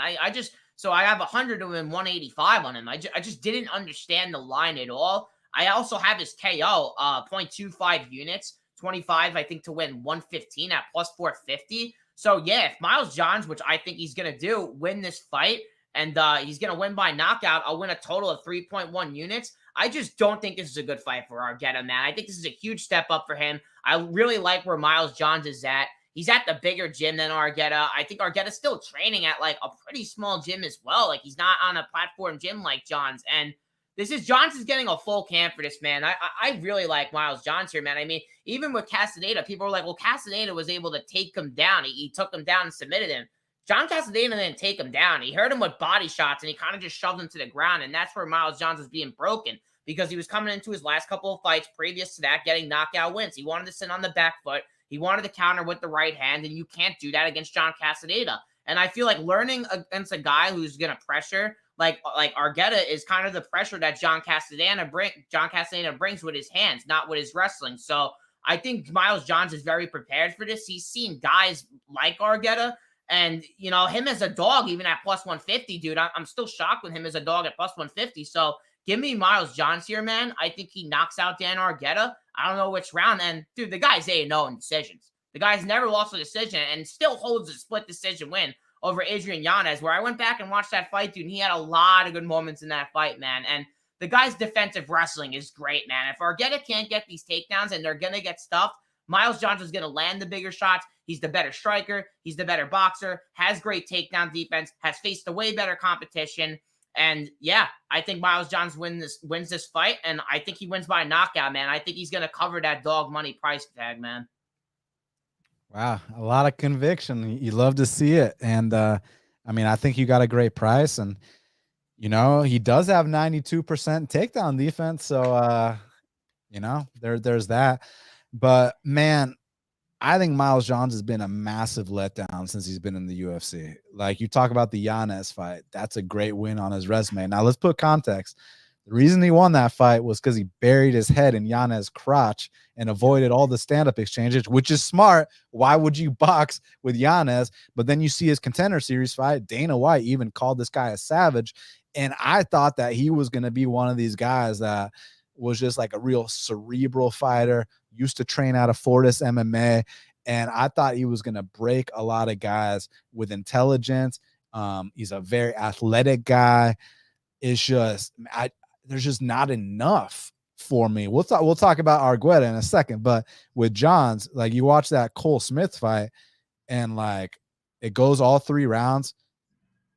Johns only lands 31 significant, gets his back taken for half that fight. The Mario Bautista fight, I know Mario's a top 15 guy, but you know, Johns was a favorite in that fight, and Johns shat the bed in that fight. Only 13 strikes landed. Kevin Natividad fight gets to round 3. Only 48 strikes landed. The Anderson Dos Santos fight, he put on his clinic, granted against a very old man, but still doesn't hit the 100 strike mark for me. Castaneda dog walks him. And then the Vince Morales fight was on short notice. You're right. And James Krause wasn't in his corner. But like, bro, you should be able to separate yourself from Vince Morales. Like, Vince Morales is a can, bro. Like, what's Vince Morales's UFC record? Like 2 and like 7 or something. Like, what is it? Hold on. 4 and 6, right? It's 3 and 1, 2, 3, 4, 5, 6. 3 and 6. Okay. I mean, I think Vince Morales, you know how we used to like to call Austin Hubbard Harmless Hubbard? Yep.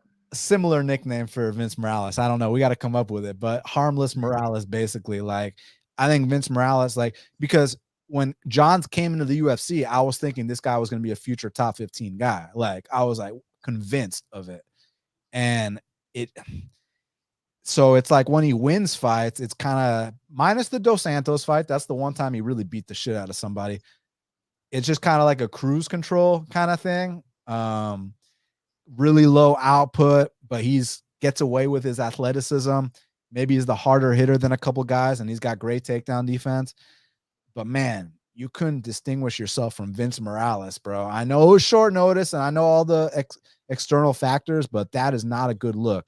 I'm hoping he looks better here because, man, I am so pissed off that Barcelos fight got canceled, because I was going to go big on Barcelos in that spot, because that was one of those fights where I talk about it often. If you watch Barcelos versus Victor Henry, a fight that Barcelos lost, in the individual rounds of Barcelos versus Henry, Barcelos landed more strikes in the individual rounds than Miles Johns has in any of his complete fights combined, right? So I thought that was going to be like a monster spot. Here against Argueta, it's unfortunate because, like you said, he blocks punches with his face. He also has super low output, and he's reliant on getting a lot of takedowns. So that's going to be kind of hard. So that's where I think that, you know, the opening price of like a pick'em was probably accurate. So from a betting perspective, I think you did your job. But from a pick perspective, I'm not sure, because I think guys that can push the pace on Miles Johns can beat him. Like, that's what you got to do. Like, Johns kind of has like that Woodley style where, like, if you just want to, you know, have a low output fight with him, you're giving him every chance in the world. But if you really want to push that pedal and really make him work, that's where Miles Johns breaks. So I'm questioning, is Dan Argueta going to make him work? Dan Argueta's striking output is on the lower side. He blocks punches with his face, but can he do something that a couple other guys we talked about on this card Gamrot and Mitchell do, which is they might not get every takedown, but they attempt takedown after takedown after takedown, get you tired from defending them. And eventually, when he finally does get on top of you, that's where he can do his work. So that's what I'd be worried about if I were you. But I think you got a great price. I think you're on the right side in terms of, the line, and that's all that matters at the end of the day as gamblers. I'm going to go on the opposite side as a pick, but I'm not betting it. I mean, like, when this was announced, I was like, oh, I get to fade Miles Johns. But then I watched Dan Argueta. I'm like, I don't know. Stylistically, he doesn't really do the things I want, for someone to beat him.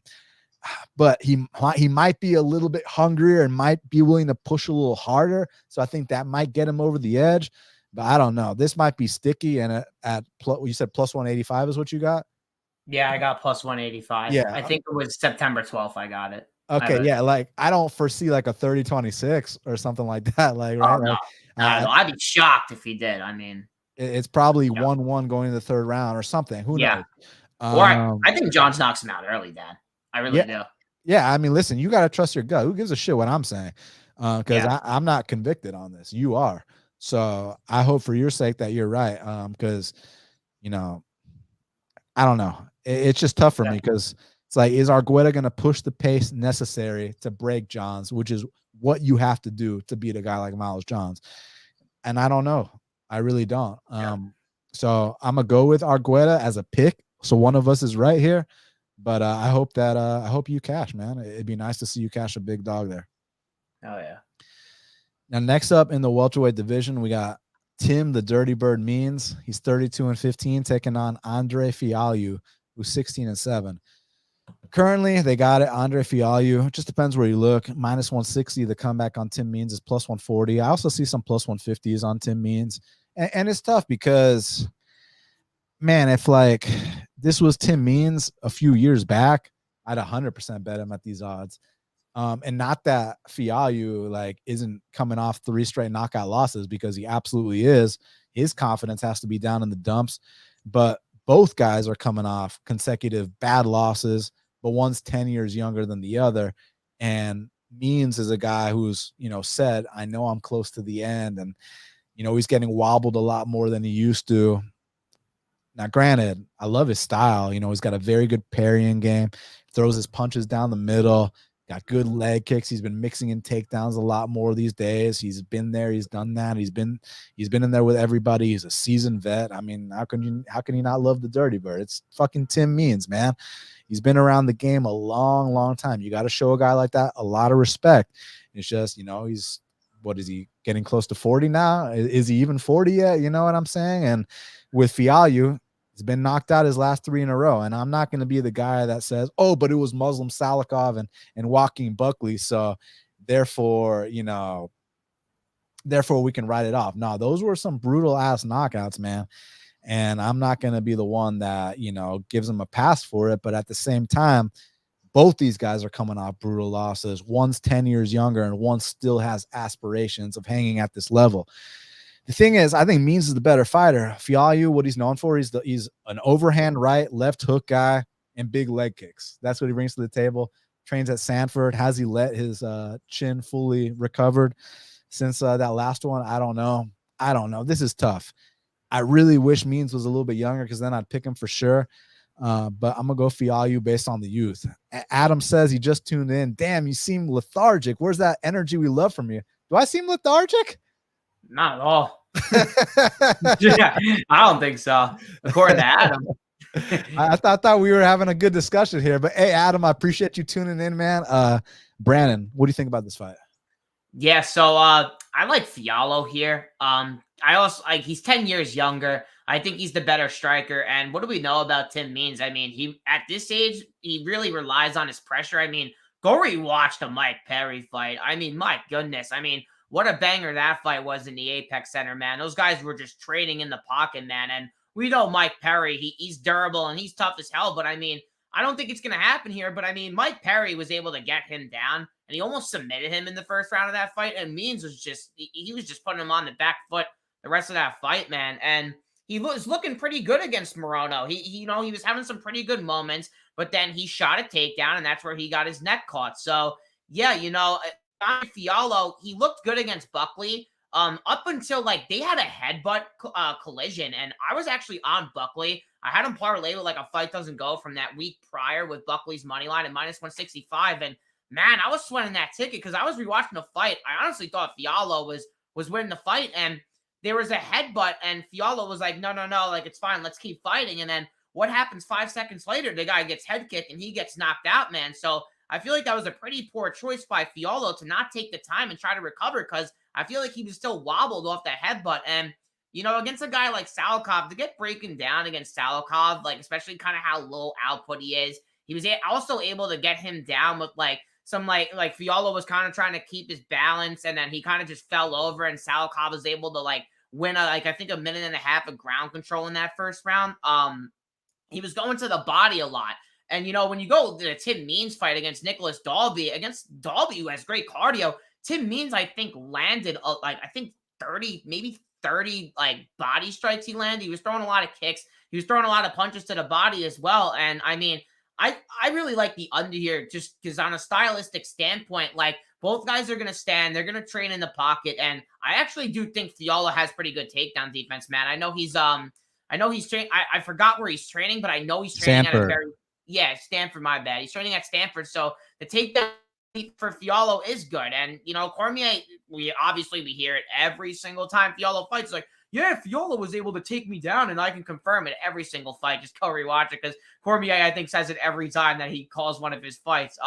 But yeah, so Fialho, he's strong. You know, I think his takedown defense is pretty good. I don't really think Means transitioning to the wrestling basically kind of shows me that I don't really think he wants to trade on the feet that much anymore. He just kind of wants to win minutes. But I mean, man, like in this fight, you know, with the stylistic fight that he's getting, he knows that he's getting a guy in Fialho who gasses. He tends to gas, and he kind of breaks. And if we know a guy like Tim Means, man, he could eat the like couple of hard shots early, dude. He's gonna keep walking through the pressure of Fialho. So I see an early finish from Fialho, or I kind of see a late finish from Tim Means, man. I really think Tim Means can finish this fight late and kind of break him, dude. So I know the fight doesn't go to decision is chalky. It's like -270, but I think it's a really good parlay piece this week. But I'm picking Fialho to win. I know a lot of money is starting to come in on Tim Means. I think Fialho is like -160 now. I think he opened like -215. So a lot of people are going to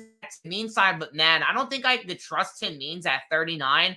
And because he doesn't really move his head and he kind of relies on his chin. I don't really want to rely on his chin, especially with a guy who hits as hard as Fialho, where he comes out dangerous in the first minutes and where he can land leg kicks, because Means does really stand heavy on that lead leg with his pressure. So yeah, stylistically, I really like the fight doesn't go. I think this fight's going to be violent. I think it's going to be a banger, and I'm picking Fialho to win by knockout here. What do you got here, Dan?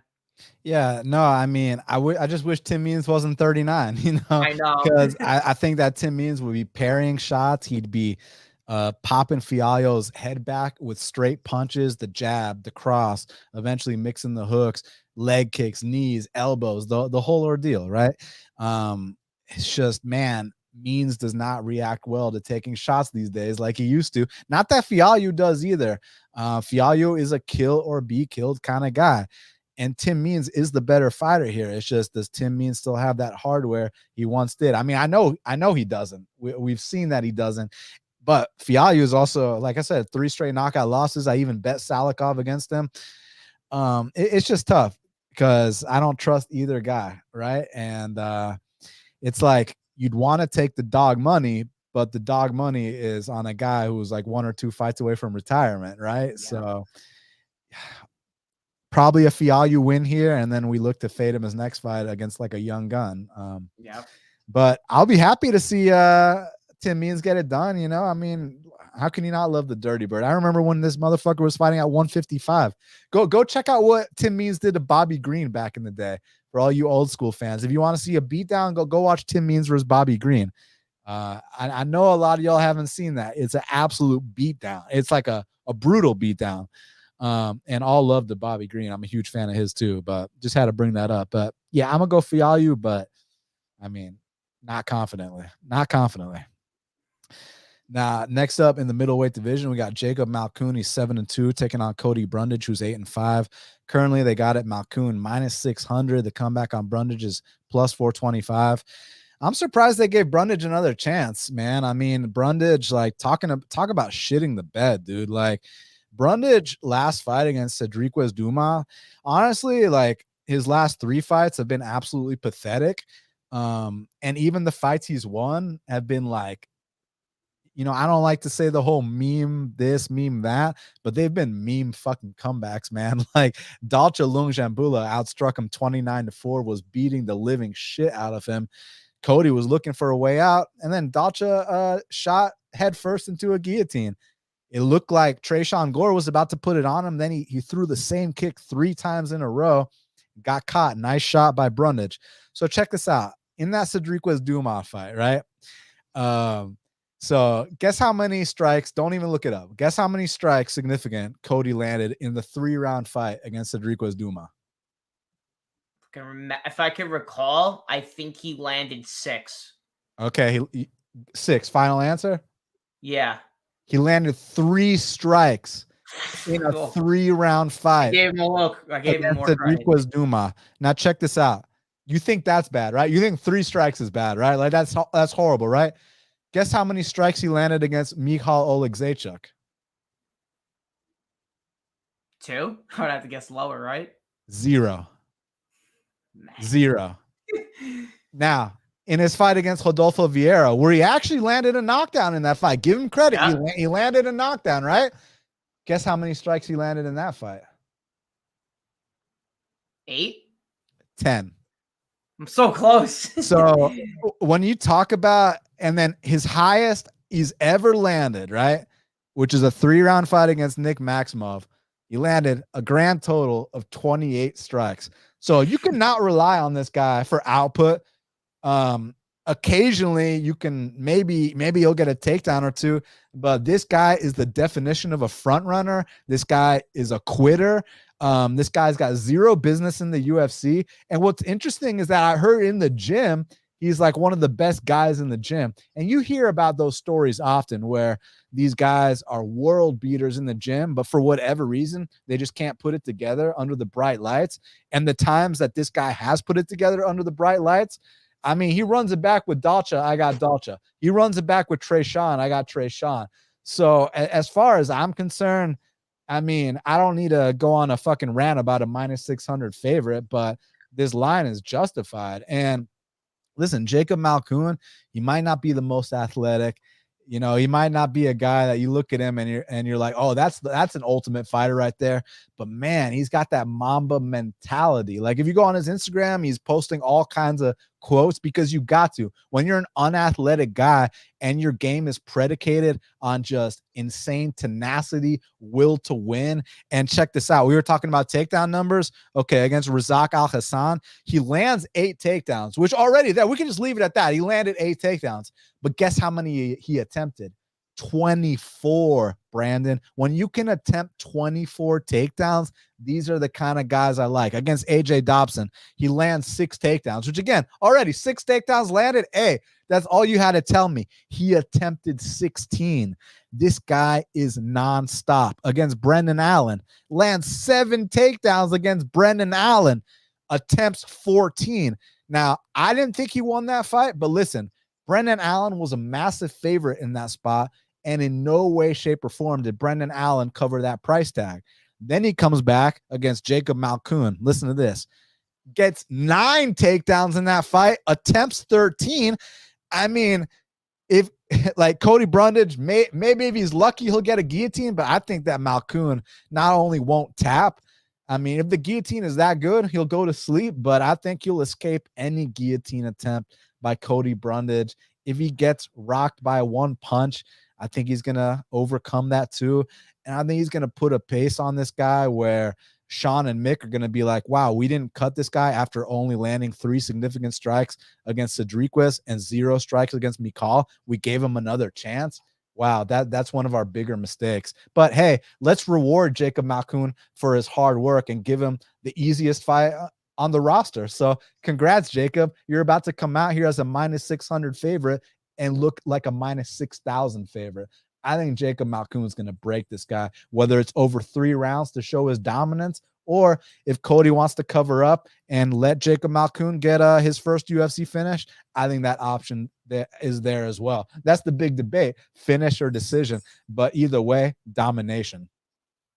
Yeah, so for me, I'm on the fight doesn't go. I actually laid it at minus 115. I got it on Bet Online. I thought the line was honestly going to move really quickly. I put 1.5 units on it. It's actually like my biggest bet on the card so far, my most confident bet. And What'd you say the odds were?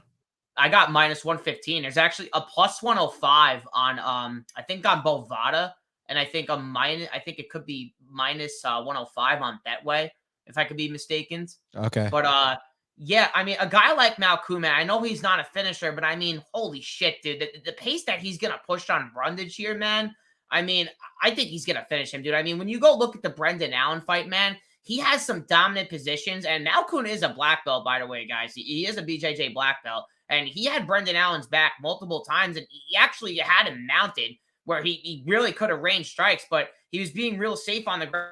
Allen, who is a very, very high level black belt. We know Brendan Allen has good jiu-jitsu as well. And he was having some good moments against Allen as well. I think Malkoun's striking defense is a little bit like, I don't think it's good. I don't think his head movement's that good. I feel like the guy is there to be hit, especially if you can stuff a takedown. But I mean, say what you want. I mean, Brundage came on 1 week's notice against Dumas, but to even get out grappled by Dumas, who I think honestly is an amateur in the grappling, and to lose almost every single minute of the fight and not to have any fucking will at one point, basically to have your corner try to push it out of your ass in the third round. And like you threw 2 overhand rights and then you pulled D again when your corner's telling you not to do it. I mean, it's just terrible to look at Brundage do that. 3 strikes. Terrible. 3 strikes. Pathetic, dude. I had Dumas inside the distance, man. I was pissed. I'm like, I should have just taken the damn money line. But yeah, dude, I mean, especially when you look at Dumas in these positions where he was in, he could have passed position so many times, but we know Dumas struggled with the grappling against Fremd. He wanted to work on the grappling, and he said he worked on it really heavy in that camp. And say what you want about Dumas. He put on a good performance, you know.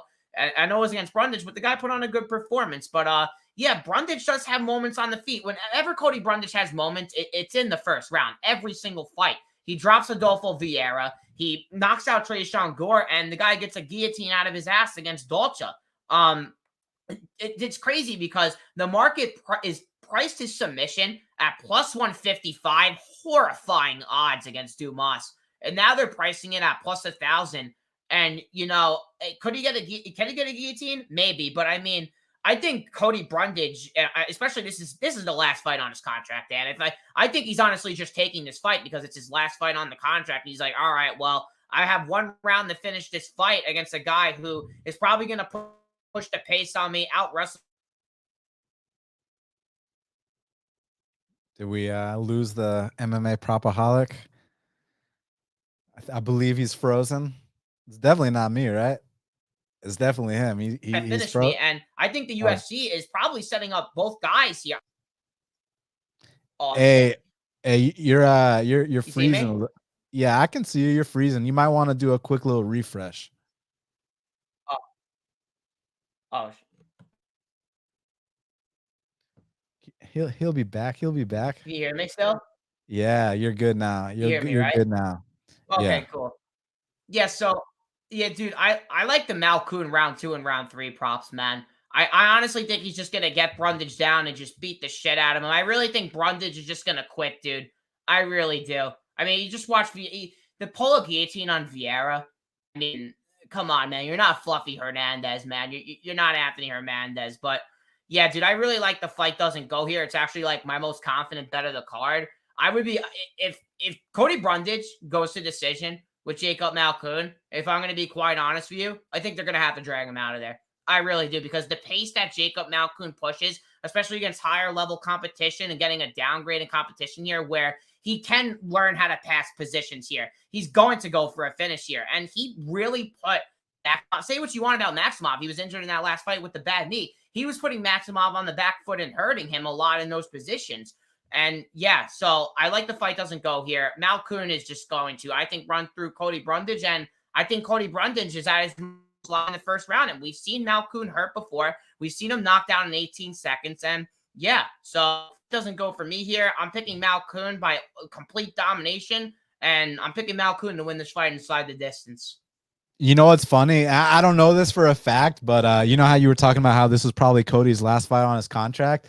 Yeah. I have a theory. I have a theory that they cut him after the Dumas fight because Malkoun was supposed to fight this Russian Hizriev. He was supposed to fight, and then Hizriev pulls out. Then he was supposed to fight this 17-5 Polish guy. He pulls out.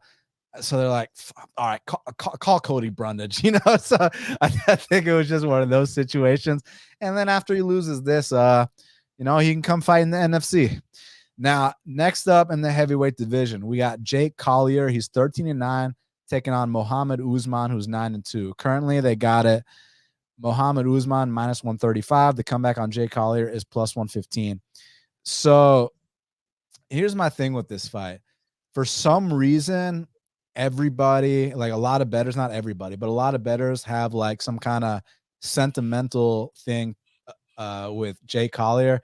And I get it, you know, he's a fat dude, he's an American, he's a hard worker, you know, people can relate to him. Like he doesn't look like he should be in there, right? He doesn't have a six-pack, but he's gonna work hard, and I get it. So people love him. But it just kind of reminds me of like when Jared Vandera was in the UFC. He went like 1-6, but like everyone bet him every single fight, acted like he was the value side. He'd lose every single fight.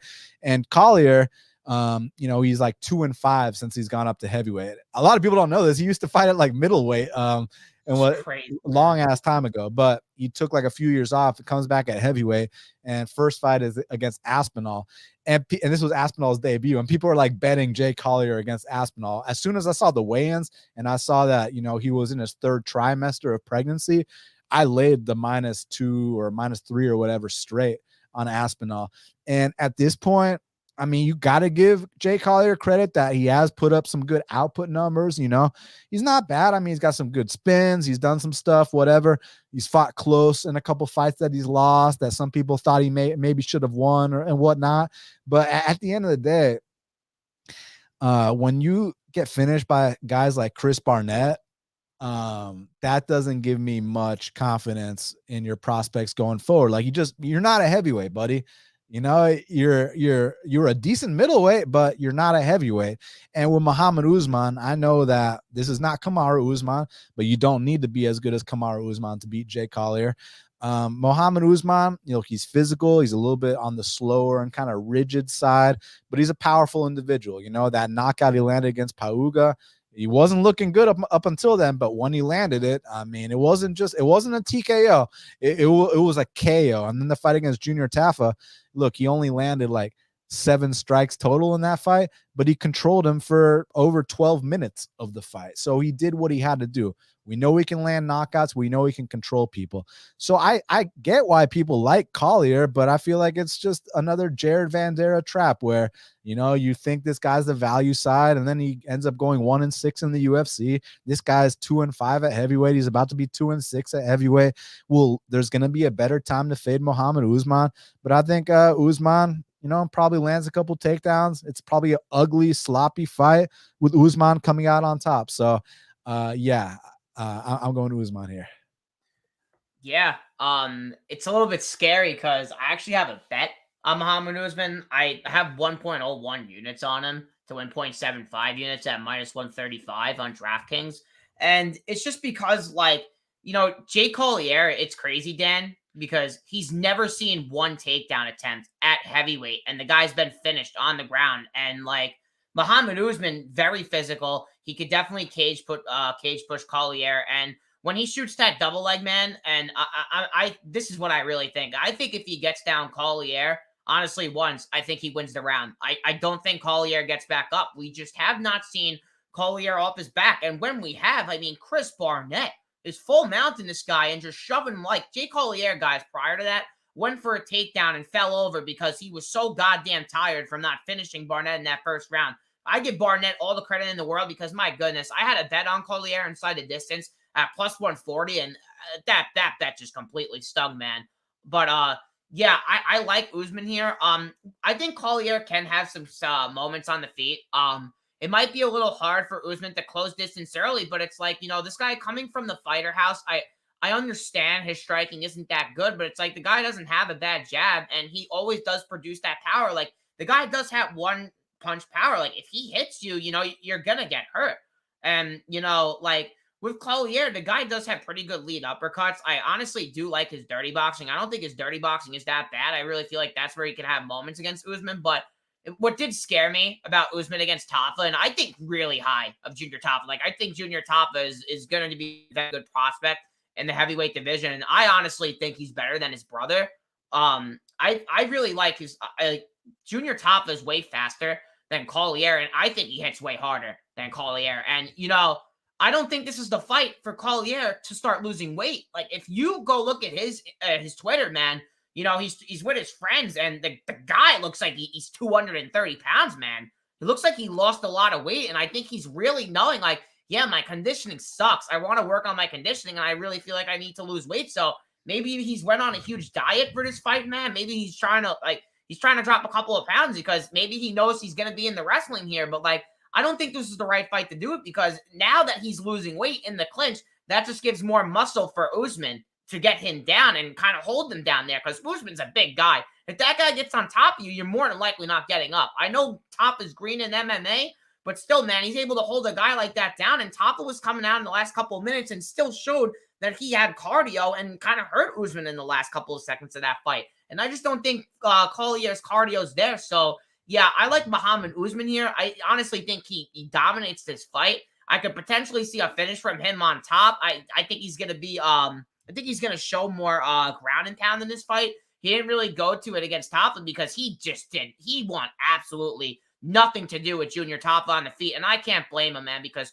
that guy's leg kicks, man, they're vicious. And he knows he's coming from that glory kickboxing background. So why stand with a guy like Tafa on the feet when you can get him on the ground and hold him there and just win minutes and not take damage? I thought it was a good game plan. The guy showed good fight IQ there, and yeah. So I like Mohammed Usman here. I don't think he's the best fighter, but I don't think Collier's a good fighter either. Could Collier have moments early on the striking? Yes, but once Mohammed Usman gets this fight to the ground, man, I don't think Collier's getting up. So give me the guy who I think is going to mix into takedowns, keep his range on the feet. And yeah, I like Mohammed Usman here. I got him -135. And I honestly still think he's a good bet now, dude. Now, before we talk about these last two fights, y'all do me a huge favor. Smash that like button, please.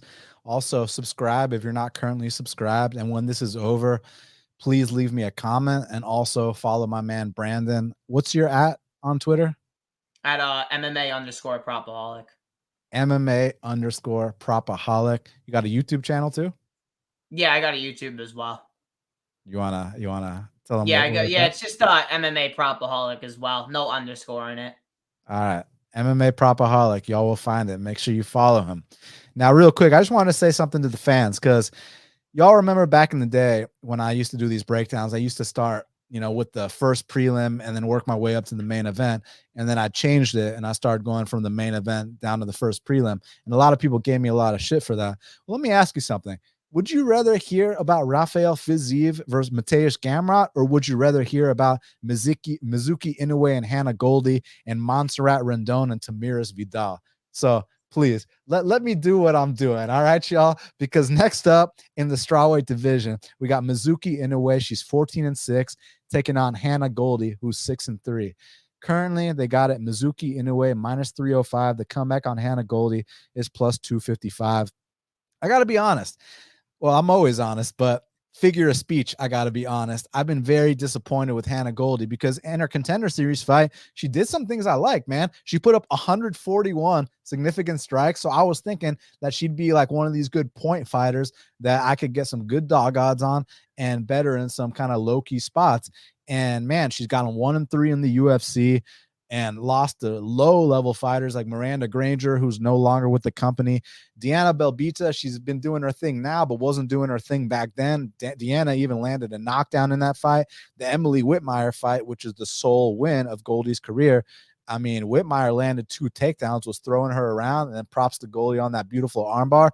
And then Molly McCann looks like goddamn Ricardo Ramos with that spinning back elbow in there. So I've been very disappointed with what I've seen from Goldie in the UFC thus far. And with Mizuki, she's kind of on the smaller side. But she's got, she's a little spark plug. She's got some fast hands. She's very tough, very durable, but she's been outstruck by both her UFC opponents. Okay, we'll give her a pass for getting outstruck by Amanda Lemos, but getting outstruck by Wu Yanan, come on now. And you want me to lay minus 300? I'm good on that. I'll pick Mizuki because I think she's the more complete fighter here, but she's been out for 3 years. We don't know what she's been up to. Plus, she has to make that flight over to the United States. She's from Japan, I think. That ain't no easy flight, Brandon. I'll tell you that right now. Unless one of y'all can confirm that she's been in the States training, prior. She actually got knee surgery back in 2022, and she actually left the States in New York to go back to Japan to actually be with her friends and be back with her former coaches. She's made some travels to I think to Thailand and trained there for a little bit. I think she had like an 8-week camp over there where she was practicing on her BJJ. And honestly, Dan, like I like her back in Japan, dude, because when you go watch her on the regional scenes in Invicta, dude, like back in 2017, 2018, because this girl doesn't really have too many fights recently, like she's getting these girls down and she's just beating them up, man. I mean, I really like her in the clinch, dude. And what I did like about her when she made it to the UFC level, she went and was learning from the Aljamain Sterling camp. Like she was learning from them. So I feel like Matt Serra and the guys. So I feel like that was pretty good for her. And, she didn't fight bad against Lemos, She was able to win a lot of minutes up against the fence. I think she won like 6 minutes and 45 seconds of clinch control time up against the fence. And when I watch Hannah Goldy, man, it's her stylistic way of fighting, which I don't like her in this fight. And here's why. As you said, Dan, she likes to fight at range and just point fight. She has that kickboxing background, And it's like her UFC, as you said, dude, her UFC career has just been disappointing, man. I mean, Emily Whitmere's going out there and looking D1 on your ass, taking you down. And, you throw the most obvious armbar of all time. And you just tell it from a mile away that Emily Whitmere just has the arm out. And it's like, Emily, get the arm out of there. Get the arm out of there. And there's Hannah Goldy throwing up an armbar and submitting her. So I really wasn't impressed with that at all because she was losing every single minute of that. And as soon as she got a hold of her, man, she got her down. And, with the muscle because Goldy is jacked. I mean, she does like pack muscle. I think she's big for the division. And I feel like her coming back down to 115 from 125 could maybe be a little bit of a problem for her. So I'm kind of looking to see how she is. But yeah, Mizuki's coming back after a 3-year layoff. I honestly really like her in this spot, dude. I think the UFC is literally setting her up. I think she's a perfect parlay piece. I know it's a little bit terrifying to lay her in a parlay, but man, Hannah Goldy's just done nothing to impress me, man. Like, I don't think she has good wrestling. I don't think she has good takedown defense. And the way she fights, man, just isn't a good look for the judges, man. Like, if you're going to fight Mizuki on the back foot, you're going to find yourself up against the fence. Then you're going to find yourself on the ground. And Mizuki has a slick armbar. She's a BJJ black belt as well. And I really like her back at Japan, man, because I think she's going back to her old roots. And this girl literally has losses against Alexa Grasso, Karolina Kowalkiewicz, Janet Roba via split decision where she had Janet Roba in a couple of submissions off her back as well. That's where she was scoring minutes, literally off her back. And Hannah Goldy with that kickboxing background, man, I don't think, I know she's with Jordan Levitt. I know she's, at that camp, but, it's still her at that camp, man. I don't think that could really change the fact that she's going to be getting taken down here. So I took Mizuki minus 3.5, dude. I took it at minus 160. The lines actually kind of went down on me a little bit. I think you can get 45 on Bet Online now. I think DraftKings is honestly going to give a minus 125 when you guys want to get on that. But yeah, I think Mizuki's a great parlay piece, and I really like her submission here, dude. I think she's going to get her down. I think she's going to beat her up. She does a really good job, man, at setting up the ground and setting position with a lot of ground and pound, making her opponent stink. And yeah, dude, I think Mizuki honestly runs through Hannah Goldy here, Dan. And I know Dixon saying in the chat, Dixon always be coming up with the OnlyFans feed. On OnlyFans, it's $10 a month. I am not subscribed. But yeah, I like Mizuki here, man. I think she gets this fight done dominantly. It's just a real question. Can we trust her on a 3-year layoff at this price tag off knee surgery? I can. It's a little bit scary, but I can. And I think she dominates Hannah Goldy here. I think it's a submission here. I got her as well. And last but not least, in the bantamweight division, we got Tamires Vidal. She's 7-1, welcoming Montserrat Rendon, who's 5-0 to the UFC. Currently, they got it Tamires Vidal minus 220. The comeback on Montserrat Rendon is plus 185. Man, I'll be honest with you. I said she's 7-1. She's actually 6-2 because she did not beat Aileen Perez in that fight. If you watch that fight, I mean, when you quit and they call you the winner, you know, it's like when Peter Yan knocked out Aljamain Sterling. When you knock a grown man out and they call him the winner, like stop it. So to me, I was actually shocked that Tamires Vidal made it to the UFC. And I think that fight against Ramona Pascual, that's like the only time that she should be a -2 something favorite against anyone on the roster. And even in that fight, people only remember the knee, which it wasn't even a flying knee to the face. It was like a flying knee to the body. It was a soft ass flying knee against a total can who went 0-3 in the UFC, who had zero business there. Not something you're going to see often. That can was landing shots on Tamires Vidal. I think Tamires Vidal, 14 of 14, Dan. 14 of 14 Ramona Pascual was. Right, exactly. Like, listen, man, she's got some leg kicks and this. I think she's on the slower side. I don't think she's anything special. I don't think Rendon's anything special, but at least Rendon's physical. Rendon, you know, she's Mexican, so you know she's tough as hell. She's willing to throw hands, and I guess the biggest criticism is everyone's talking about, oh, but she goes to split decision every fight. Okay, well, as a plus 185 dog, I don't give a shit if you go to split decision. Go to split decision here for me. That's all I would need if I were to take it. This is a clear dogger pass situation. I do not think Tamires Vidal is, you know, like I said, people saw a little flying knee against an absolute scrub, and now they think that this girl is fucking Joanna and Jacek or some shit. And I'm here to let you know that is not the case at all. She was getting owned by Aileen Perez on gym mats back in their scene. And besides that, yeah, I was surprised she made it to the UFC. This is a low level fight. And I think the odds are off. So to be honest with you, I'm gonna go Montserrat Rendon via decision. But if I were to play it, it would just be money line. Yeah, I completely agree with you, man. I mean, when I watch Rendon's tape, I don't really think she's bad at maintaining range. I think she does have pretty high volume. She has a good chin as well. She's eaten a couple of good shots on the regional scene. She's just able to walk forward. But I mean, man, is Rendon slow? I mean, she's pretty damn slow on the feet, man. I don't like her speed. I mean, she's pretty easy to be countered. But I mean, Vidal, man, I don't think Vidal is any that good, Dan. As you said, like, where Vidal does succeed is where she's trying to out physical her opponents, and I just don't know if she's going to be able to out physical Rendon here. Like, I honestly like her up against the fence. I like her knees. She does a good job at throwing an elbow, then closing back out distance, and where she starts leading her jab again and start throwing the 1-2 combinations, where she starts adding strikes up for the judges. So yeah, I think this is a close fight. I mean, a win over Ramona Pascual doesn't impress me one bit, especially when you got landed on 14 of 14 significant strikes.